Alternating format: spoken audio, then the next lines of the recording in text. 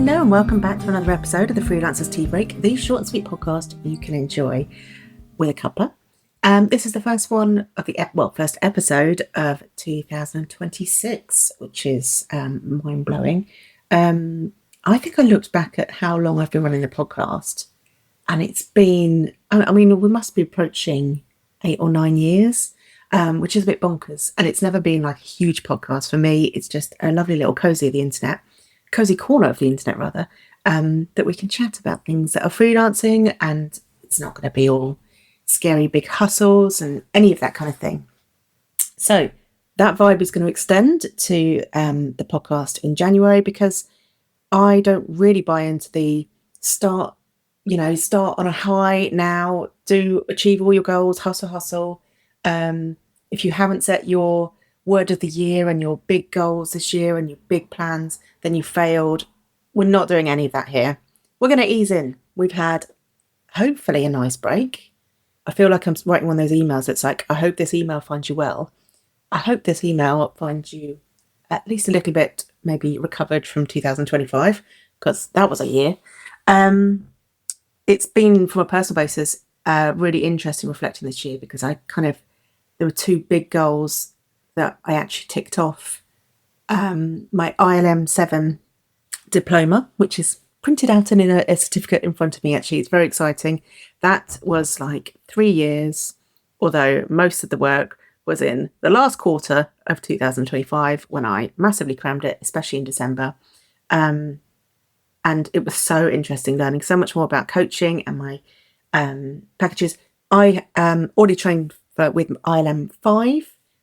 These are the sort of certificates and training you can get as a coach. That was 10 years ago, just after I had my little boy. I started training, and I never actually completed the assignments for that, so I didn't have the diploma for that one. But the ILM 7 I have completed, which has been a very healing thing for someone who had undiscovered ADHD all the way through university, didn't think she was academic, didn't think she was any good at essays or writing, anything like that. So that was a very healing process. So I was so lucky that the lovely team at Inca Company, who I did all my training with, I'll put the link in the thing actually, in case in the notes, in case you're interested in coaching, because they do lots of different ones. They turned it all around for me, like the marking, and the 22nd of December, I got the email, I think, saying that I passed, which was incredible. They were brilliant. I also finished writing the book in December. So, and when I've mentioned this to people, they're like, wait, you're writing a book? And I feel like it's been in my head and all I've been talking about. But apparently I haven't been actually talking to anyone about it, apart from like my book coach, Gail, who is book doubling, and my team, and a couple of people in my membership. So yeah, I've written a book, The Freelance Lifestyle, which will come out in January, hopefully. So this month, hopefully. We're just finalising things like the book cover, and some bits and pieces there. But yes, that is very exciting. And both of those were, again, very healing things in terms of the size of them, because there was a lot of limiting beliefs I had built about whether I was capable of doing any of these sustained focus things. And it turns out, yes, I was, as long as I had the right tools and structures and people around me, and awareness of how my brain works. I am going to do an episode on writing the book later in January. I've got a lovely episode with Talia next week, who is in my membership, and she's a money coach, and she's going to be talking a bit more about like money advice and things like that for freelancers. But this week I wanted to touch on some gentle questions you might want to ask yourself going into this year. And they're not going to be like, how many, do you want to do like 6 figures, anything like that? Don't worry, this is going to be low key. So the first question I want to ask you to ask yourself is, what am I going to stop or start doing this year? And it doesn't have to be a big thing. We're not talking like a huge project. It could be as simple as, I'm going to start taking a vitamin D tablet, a vitamin every day, or I'm going to start limiting my phone after 10 p.m. Things like that. I'm also, by the way, I'm trying out a new app called Unrots, which basically limits how much time I can use on my phone. I had a really good experience last year with a few apps, but I just wanted to try this one as another alternative because I like trying lots of apps and seeing what works for my clients as well. So anyway, that was a very much a tangent. I will probably talk about Unroll at another point. But yes, what's something you want to start doing or stop doing? And that, again, the stop doing doesn't have to be a massive thing. It could just be something that you're annoyed that you do every day or week or anything like that, or even a way that you speak to yourself. Mine last year was very tangible. It was I stopped drinking fizzy drinks completely, and I love Diet Coke, and I love like trip drinks in the evening. I don't drink alcohol really. I might have 1 or 2 a year, but I don't really drink alcohol now. I stopped drinking any fizzy drinks. I'm really proud of that actually, because I was terrible for drinking too much Diet Coke, and my stomach is much happier for it. So it doesn't have to be big, but what are some things you could start or stop doing this year? And I would just pick one. Don't go like, I'm going to do everything, and treat it like an experiment. Like, I'm going to start trying to do this, or I'm going to see how long I can go not doing that, as long as it's healthy. I would also say I think it's a bit like, if you use Duolingo, you know that streak can be quite motivating to keep you going. So that can be really good. But then once you fall off the streak, sometimes it's really hard to get back on it. So I would treat it as an experiment. So if anything does go wrong, or you start doing it or stop doing it again, that's a good time to reflect. But also just be like, okay, well, I've worked out that thing doesn't work, so let's try a different angle. So we're going to be very much taking the approach of experimentation this year, not pass and fail. So that is the first question. What are you going to start or stop doing? Second question, what are you going to do less of? So I know this sounds like the same sort of thing, but it's not, because so start or stop is very kind of, you're either going to start something new or you're going to stop doing something entirely. Do less of is more monitoring and reducing a little bit.